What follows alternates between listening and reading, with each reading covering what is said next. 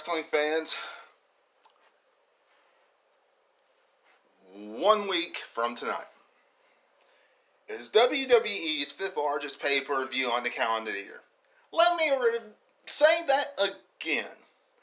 1 week from tonight is Money in the Bank, WWE's 5th largest pay-per-view on the calendar year. I have been saying it and saying it and saying it for weeks.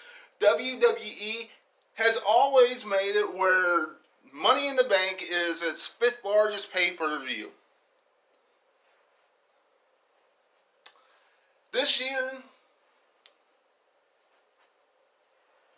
does it feel like it?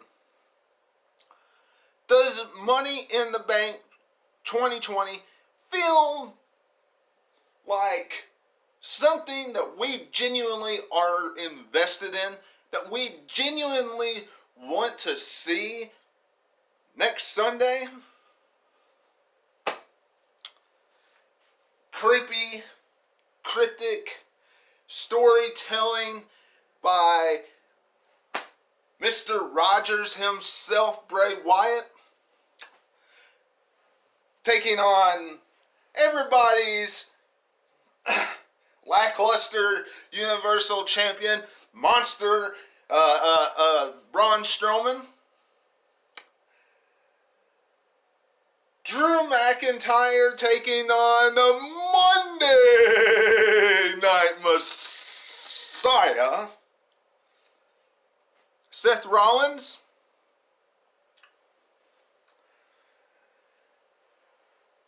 SmackDown Tag Team Championship, in which the New Day, for some odd reason, is defending their tag titles against the Lucha House Party, Miz and Morrison, and the Forgotten Sons. When in reality, if you look at the build to Money in the Bank, it should only be the Forgotten Sons. We're going to be discussing that plus so much more right here on this preview and predictions of Money in the Bank. And I hope you enjoy it. And if you do at any time during this preview and predictions, hit that thumbs up, leave me a comment down below, and most importantly, become a subscriber and make sure you hit that bell so you get all notifications every time I put content on this channel. Very important.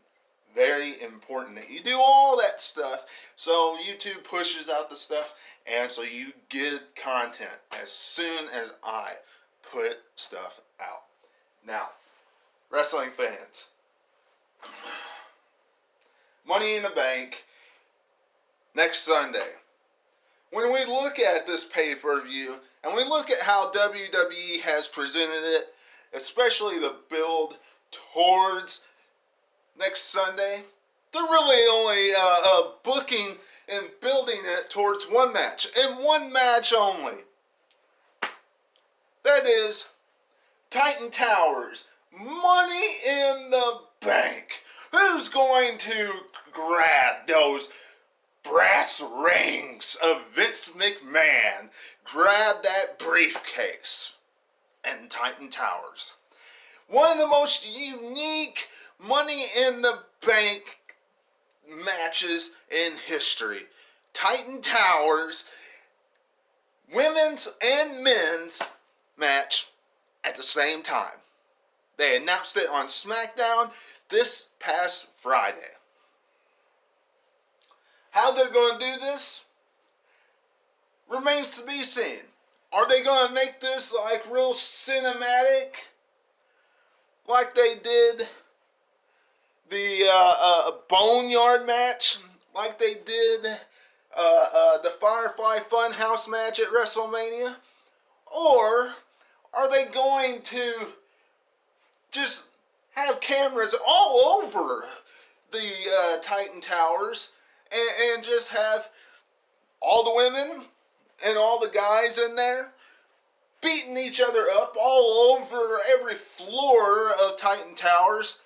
And then whoever gets to the top first the ceiling, the roof, and grabs the briefcase, that's the winner. Who knows? That's one match that I am genuinely excited about. I'm genuinely looking forward to see how they actually put it on. Now, who's in the matchup? Who I'm looking forward to winning? That remains to be seen. Alright, wrestling fans, because, as we know, Otis, Aleister Black, Daniel Bryan, King Corbin, Rey Mysterio, they're all in it for the men. One person that was taken out, and that was Apollo Crews. He got taken out because of an injury this past Monday. Tomorrow, we're seeing a gauntlet matchup. Probably will take up an entire hour of Monday Night Raw. That's how they'll take up an hour. WWE does those type of things. I'm afraid of who's going to win, wrestling fans. And I think everybody out there should be too, because WWE is probably going to have the modern day Felharaja, Jinder Mahal, win that gauntlet matchup. And if he doesn't win, I'm surprised. Okay? I'm surprised. Now, who I hope wins is Aleister Black. Okay? He's on a roll. He's barely lost. He needs the Money in the Bank contract. He can use that and go skyrocket. It'd be great. What we don't need to have happen is have King Money in the Bank Corbin. And I know Vinnie Mac and Kevin Dunn are really just wanting that to happen. You know how much that would just make them happy if King Corbin became Mr. Money in the Bank. You know that would make them happy. Or if the modern day Maharaja, Vinnie Mac, that would just make Monday Night Raw awesome. And then he could cash it in on Drew McIntyre, and we could start a 3MB rivalry.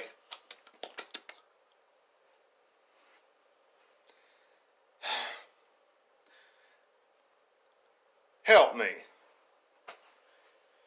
Monday Night Raw would be awful if that happens. Now, moving on to the women's side. Nia Jax,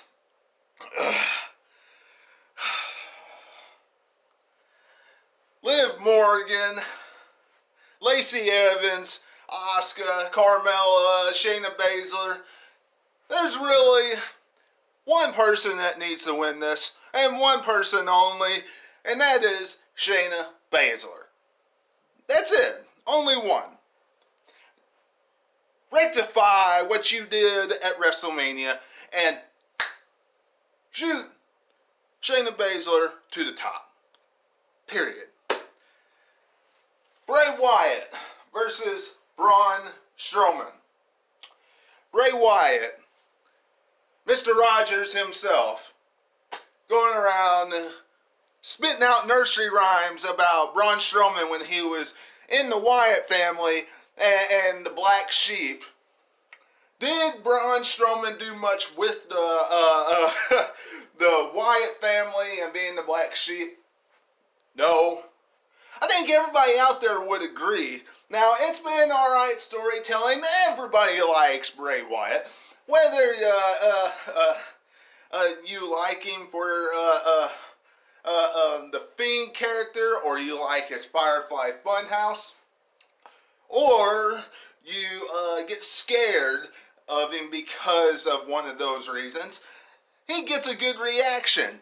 But, wrestling fans, let's just face it. This Wyatt family stuff that they're saying, what did Braun Strowman really do in the Wyatt family? Let me think. He got choke slammed on their way to the Survivor Series 2015 by The Undertaker and Kane through a table. That's it. So, you can wipe that away. If you wanted to talk about what people did in the Wyatt family and have a rivalry, then you should have Eric Rowan. And if Luke Harper was still with the WWE, had them had a rivalry with Bray Wyatt, and you could have done a story about the Wyatt family. Not Braun Strowman. Braun Strowman could have the success he's having right now without Bray Wyatt's help. But good storytelling by Bray Wyatt, how he's spinning these nursery rhymes and things like that. I always enjoy Bray Wyatt's work on the mic.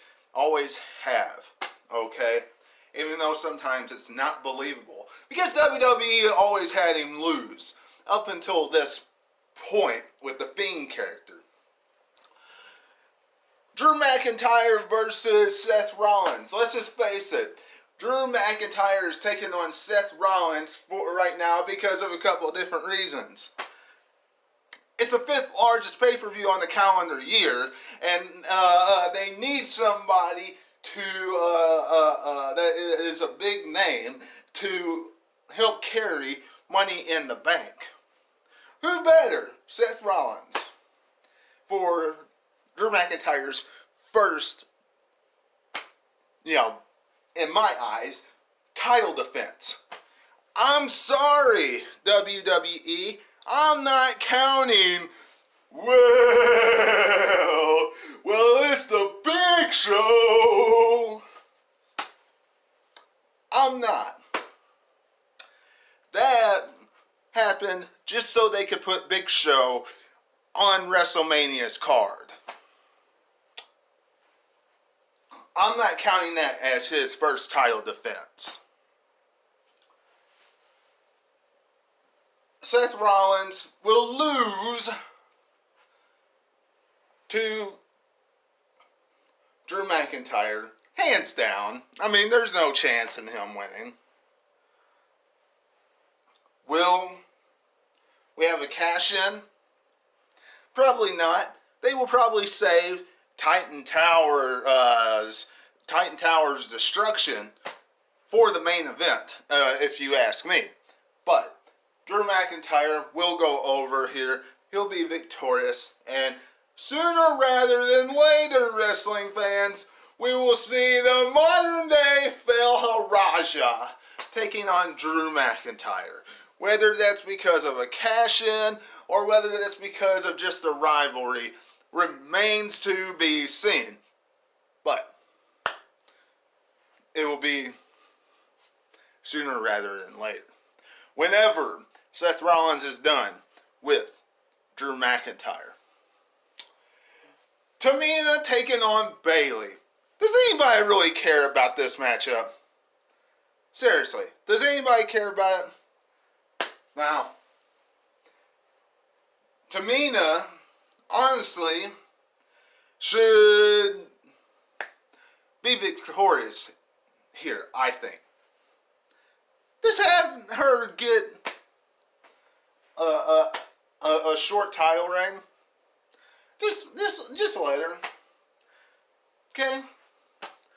Even if it is so Sasha Banks and Bayley can set up a rivalry for themselves, and it doesn't have to do with the SmackDown Women's Championship.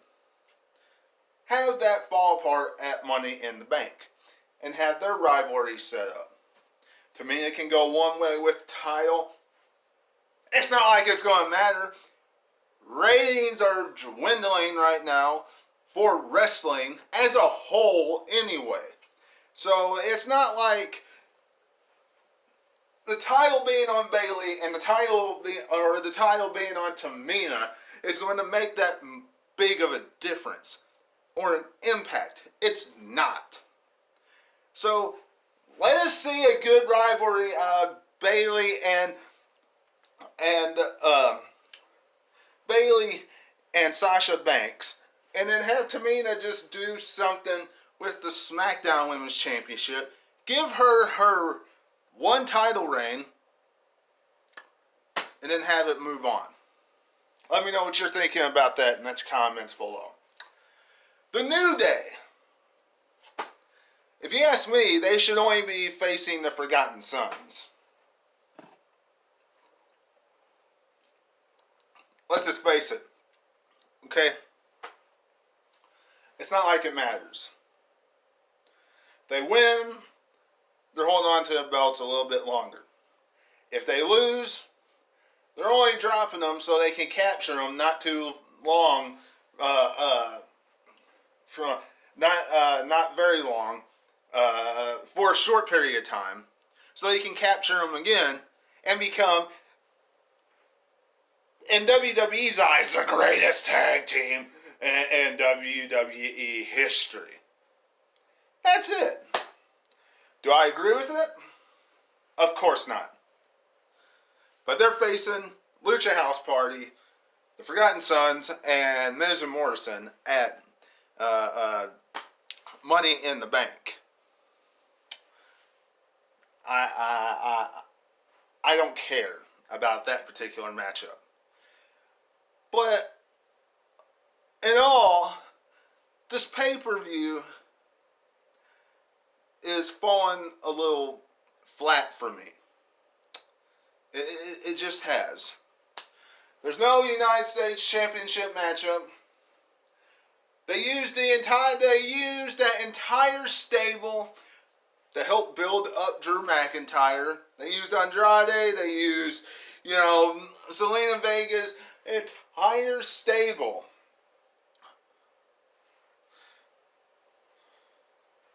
They used Angel Garza, Austin Theory, Andrade, everybody. Burial to build him up for this matchup. Horrible. I mean, just bad.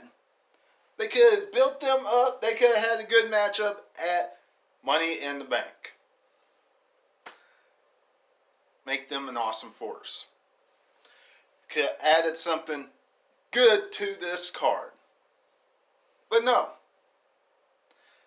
It's gone. So we're not going to have any of that kind of stuff there. But overall, this pay-per-view has one good match that people are looking forward to. Bray Wyatt, I see him possibly walking out Universal Champion. If not, then we will see the Fiend at the next pay-per-view conquer the Universal Championship, rip it away from Strowman. McIntyre wins. Bayley will probably be victorious, but I'm okay with Tamina winning. And either the Forgotten Sons will be victorious or the New Day will retain. But that's it, wrestling fans. Y'all let me know what you're thinking in the comments below. Don't forget to subscribe. And I'll see you tomorrow for Raw Review And until I see you then, this is Webby, and I'll catch all of you on the other side. Talk to you later.